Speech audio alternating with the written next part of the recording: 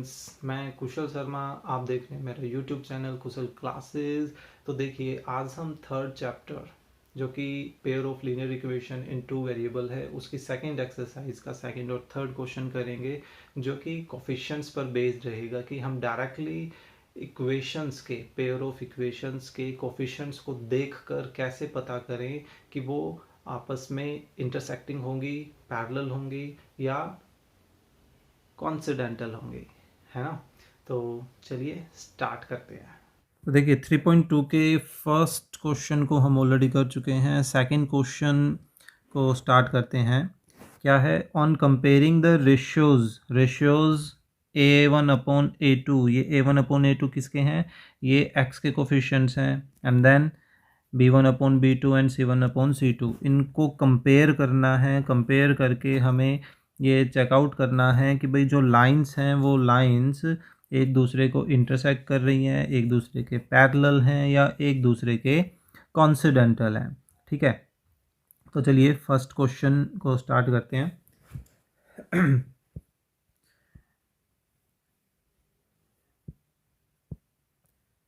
देखिए first question, given equations क्या हैं पहले तो उनको नोट आउट कर लेते हैं। 5x minus 4y plus 8 is equal to 0 and 7x plus 6y minus 9.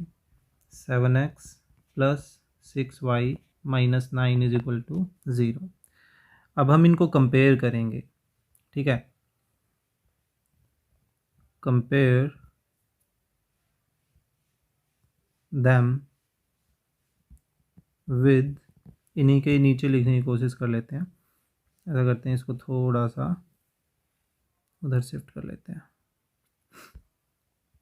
ठीक है, so compare them with a1x plus b1y plus c1 is equal to 0 and इसको a2x plus b2y plus c2 is equal to 0। तो अब जब इनको compare करेंगे तो compare करके हम यहाँ पर जैसे a1 की वैल्यू क्या आ गई वो लिख लेते हैं, देन b1 की वैल्यूज़ और c1 की वैल्यू कितनी आ रही है 8। कैसे कंपेयर कर रहे हैं देखिए, इस तरह से देख रहे हैं, है ना। b1 क्या है भाई, y का कोफिशिएंट है यहाँ पर, तो यहाँ y का कोफिशिएंट क्या है -4, तो b1 की वैल्यू क्या आ गई -4। इसी तरह से इन दोनों को कंपेयर करते हुए a2 किसके इक्वल है 7, b2 6 एंड c2 -9 के इक्वल है। ठीक है, कई बच्चे क्या गड़बड़ करते हैं, जैसे a1 a2 या b1 b2 इनके साथ x और y ये भी लगा लेते हैं साथ में, जो कि एक्चुअली गलत है। ठीक है, इस चीज़ का ध्यान रखें। अब हमें इनके रेशियोज़ को फाइंड आउट करना है, तो एक एक करके पहले इनके रेशियोज़ को निकाले। जैसे a1/a2 को अलग निकालते हैं, ये किसके इक्वल आ जाएगा 5/7 के इक्वल आ गया। फिर कोमा लगा के b1 b2 का रेशियो निकाल लेते हैं, जो कि कितना आ रहा है -4/6, यानी कि इसको थोड़ा सिंप्लीफाई करें तो -2/3। अब आप खुद ही देख सकते हैं क्या a1 a2 और b1 b2 का रेशियो इक्वल है।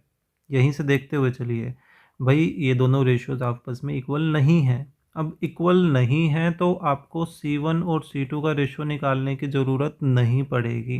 ठीक है, आप ये मत निकालिए। c1 c2 का रेशियो कब निकालोगे, जब ये दोनों रेशियोज आपस में क्या हो, इक्वल हो। तो अब आप यहाँ पे यही शो करेंगे, हेयर a1 a2 का रेशियो और b1 b2 का जो रेशियो आ रहा है वो इक्वल नहीं है, यानी कि therefore the pair of lines, the pair of linear equation are कैसी हैं, इंटरसेक्टिंग, है ना, इंटरसेक्टिंग लाइंस। यानी कि ये दोनों जो लाइन दे रखी हैं वो क्या है, इंटरसेक्टिंग लाइंस हैं।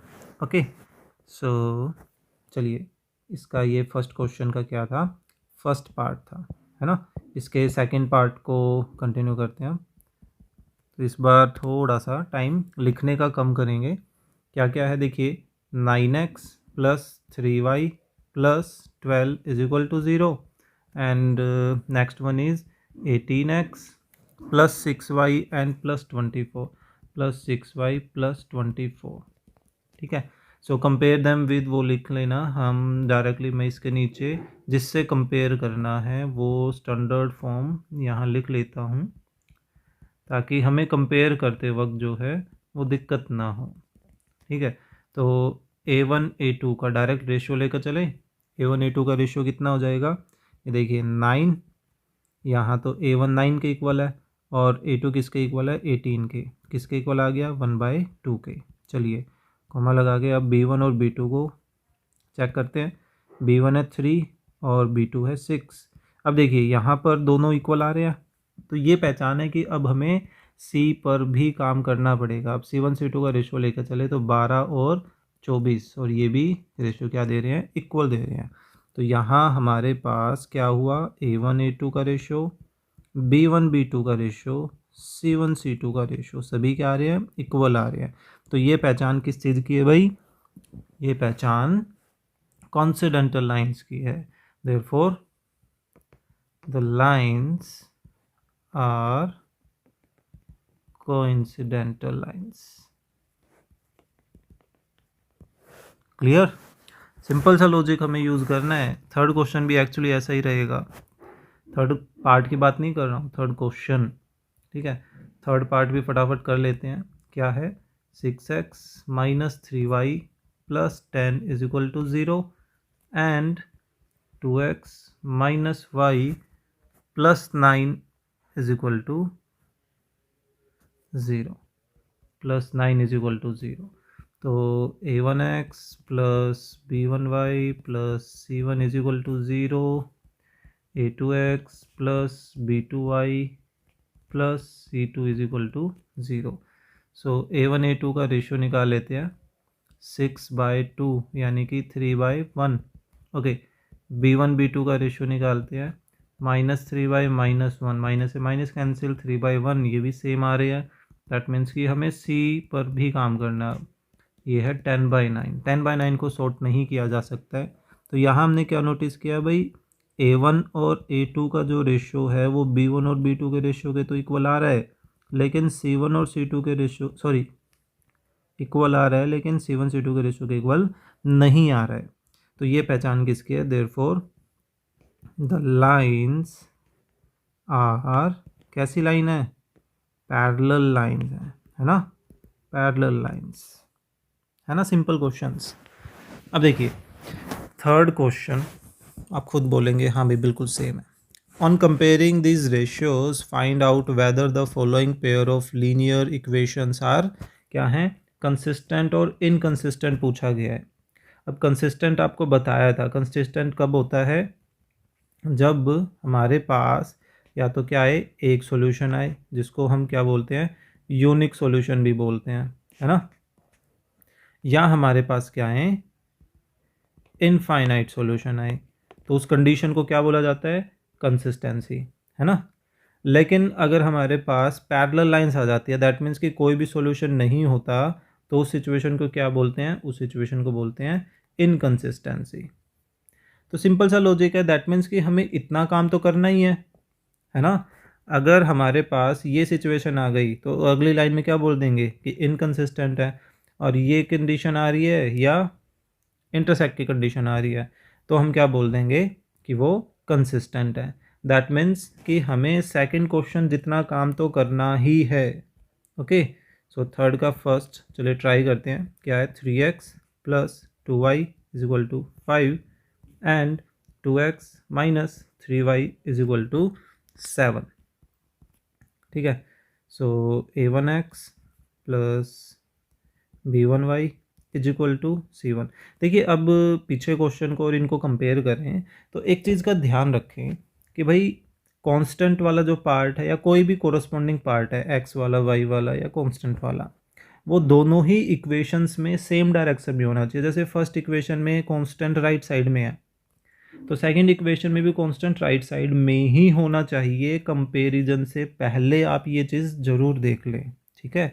अगर बाई चांस मान लीजिए सेकंड इक्वेशन में कांस्टेंट लेफ्ट में होता तो हम क्या करते हैं, सबसे पहले उस क्वांटिटी को राइट में लेके आते, ठीक है, या पहली वाली इक्वेशन में कांस्टेंट को लेफ्ट में लेके आते। दैट मीन्स भाई दोनों की डायरेक्शन क्या होनी चाहिए, सेम होनी चाहिए, ठीक है। तो उन्हीं के अकॉर्डिंगली देखो हम अपने जिससे कंपेयर करना है उनको भी अरेंज कर दिया। इक्वल में था, इसको भी इक्वल में ही लिख दिया, देखिए, है ना। सेम ऐसे ही यहाँ पर a2x plus b2y is equal to c2। तो देखिए a1 a2 का रेशो निकालें, क्या आएगा 3/2। चलिए b1 b2 का रेशो निकालते हैं जो कि क्या है 2/-3। ऑब्वियसली बात है नॉट इक्वल आ रहा है तो मेंशन कर दीजिए भाई यहाँ पर a1 a2 का रेशो और b1 b2 का रेशो इक्वल नहीं है। नहीं है का मतलब क्या हुआ, देयरफॉर द लाइंस, पहले तो ये बताना पड़ेगा ना कि वो इंटरसेक्टिंग है या क्या है क्या नहीं है, तभी तो हम डिसीजन लेंगे कि कंसिस्टेंट होगा या inconsistent. The lines are intersecting lines, therefore the lines are consistent।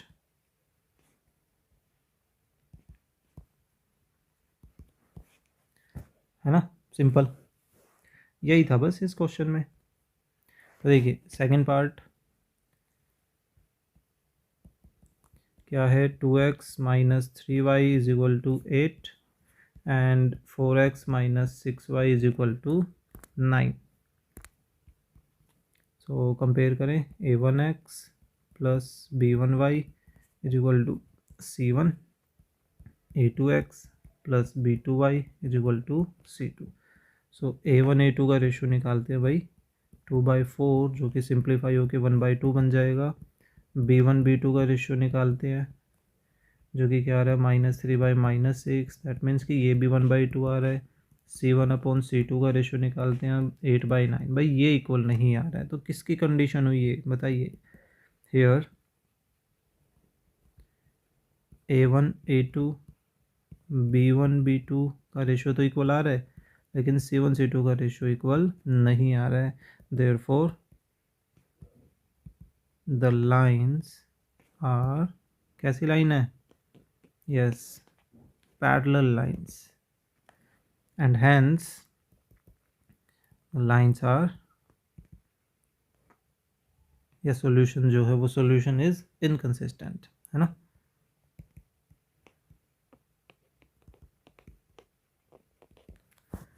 ठीक है, सो देखिए नेक्स्ट थर्ड पार्ट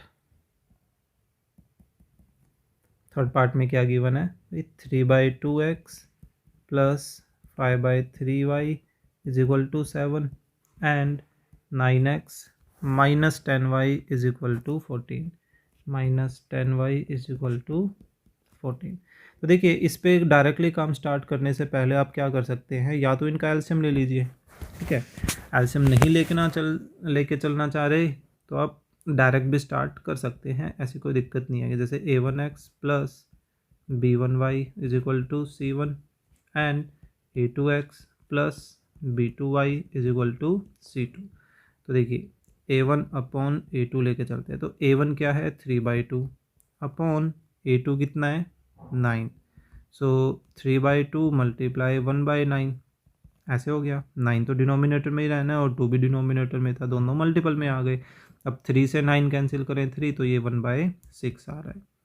अब b1/b2 पर काम करते हैं तो 5/3 डिवाइडेड बाई यहाँ कितना है -10 है तो ये कितना बन गया 5/3 मल्टीप्लाई -1/10, माइनस को ऊपर लिख लिया, है ना। तो यहाँ हमने क्या नोटिस किया, 5 से 8 कैंसिल 2 लेकिन -1/6 बच रहा है। तो यहाँ तो 1/6 था, यहाँ -1/6 आ रहा है, यानी कि दोनों इक्वल नहीं है। तो here a1/a2 and b1/b2 these are not equal, ठीक है। सो ये कैसे हो गई, इंटरसेक्टिंग हो गई लाइंस, और इंटरसेक्टिंग है तो क्या होगी, कंसिस्टेंट होगी, राइट।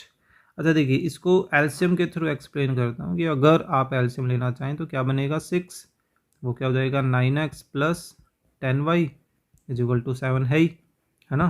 तो अब ये 6 को इधर मल्टीपल में ले आए तो ये क्या बन जाएगा 9x plus 10y is equal to 42। अब इन दोनों को कंपेयर करें तो x का कोफिशिएंट, यहाँ पर x का कोफिशिएंट कितना है 9। देखिए इसको a1x, इसको b1y, इसको c1 ऐसे बोलते हैं। तो a1 9 है, a2 ऊपर देखिए कितना है, वो भी 9 है। कितना आ रहा है 1/1 का रेशियो, है ना। अब b1 अपॉन b2 ट्राई करें तो b1 कितना है 10 और b2 ऊपर देखें तो वो कितना है -10। तो यहाँ रेशियो कितना आ रहा है -1/1 का। तो वैसी बात है इधर भी इक्वलिटी नहीं आ रही है ना। तो किसी भी तरीके से आप कर सकते हैं, डजंट मैटर। ओके, नेक्स्ट देखते हैं फोर्थ।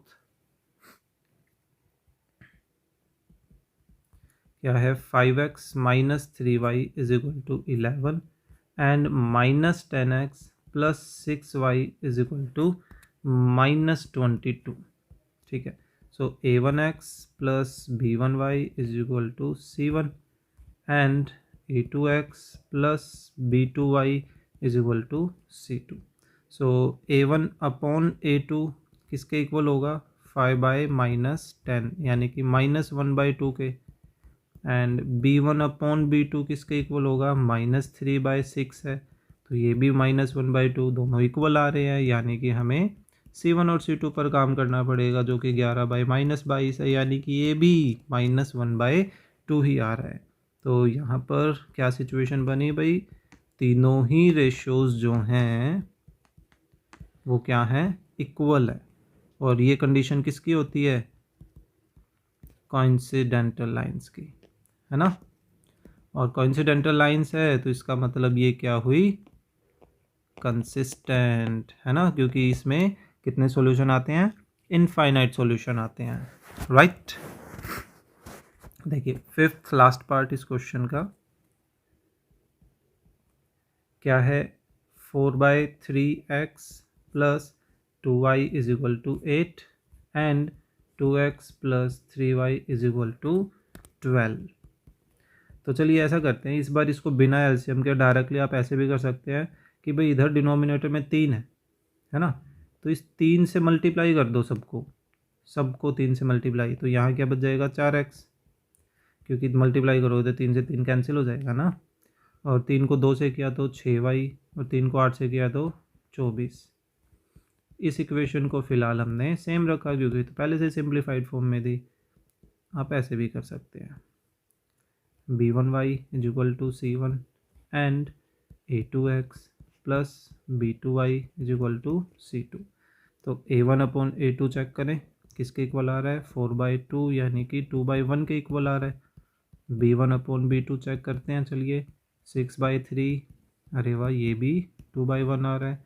तो वैसे बात अब c1 और c2 पर काम करना पड़ेगा, ये भी बाई चांस क्या आ रहा है, सेम आ रहा है। फिर से फोर्थ पार्ट की तरह कंडीशन बन रही है भाई, a1 a2 b1 b2 and c1 c2 सभी क्या आ रहे हैं, इक्वल आ रहे हैं। तो यानी कि ये किसकी कंडीशन है, कोइंसिडेंटल लाइंस की कंडीशन है ना। और ये क्या होते हैं, ये कंसिस्टेंट होते हैं, ठीक है। तो इस तरह से आपने देखा कि भाई जो थर्ड और फोर्थ क्वेश्चन है, दोनों ही क्वेश्चंस आपस में कैसे हैं, सेम है, बस उनको पूछने का जो तरीका है वो अलग कर दिया हमने।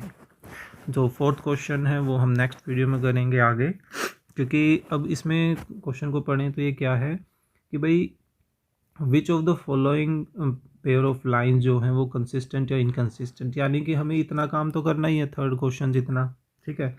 फिर कहता है कि अगर वो कंसिस्टेंट हैं तो उनका सॉल्यूशन निकालो, और वो भी कैसे, ग्राफिकली, यानी कि हमें पहले थर्ड क्वेश्चन जितना काम करना है, फिर अगर कंसिस्टेंट आ गई तो उनका ग्राफिकली सॉल्यूशन भी निकालना है।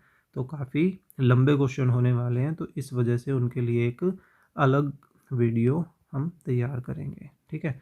Then finally fifth six seventh की एक अलग हो जाएगी, तो दैट मीन्स कि और 2 वीडियोज़ और बनेंगी। तो आई होप आपको ये जो कंटेंट है वो समझ आया होगा। अगर ऐसा है तो please click the like button and share the video with your friends, and अगर आप नए हैं चैनल पर तो please subscribe the channel. Thank you.